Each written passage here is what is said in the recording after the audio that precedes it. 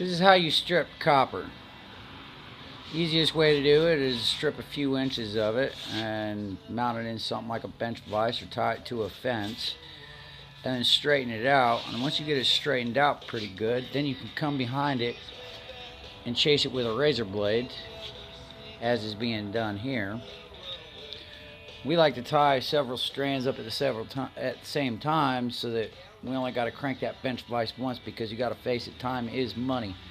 And the quicker you can do something, the potential to make more income you have. As you see, we've got a line of them here that are ready. All needs to be done is the first few inches of them to be stripped, and then they can be mounted over here in the bench vise.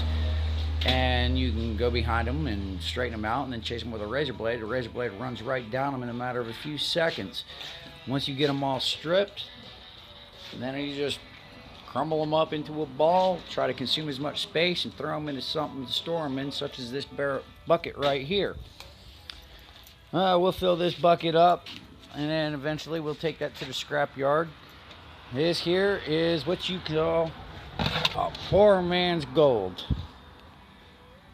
You could recycle them as the wires as they are if you want to settle for 80 cents a pound, but why settle for 80 cents a pound, which is the current market, when you can get anywhere from $2.20 per pound to $2.50 per pound at the current time and date, just off this bare bright copper. Obviously it pays more, and what is it, just a few minutes of work, and it's not like you really have to bust your ass and sweat a lot. Hell, we're doing it inside of a garage, so we're outside of the rain, sun, whatever elements the weather might throw at us. If it's raining, we ain't got to worry about getting wet. We can do it right here.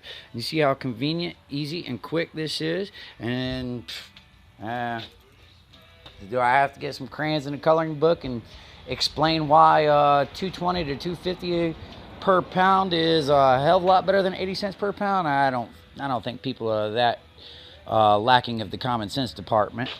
Anyways, as you see, we got a pile here that we still got to straighten out before we can set over there on our little pile to have prepared to go into the bench vise, and then just run the razor blade right down it and fill our lovely little bucket up with our poor man's gold. Cash it in, a bucket this size, completely full, you could easily be looking at a couple $100.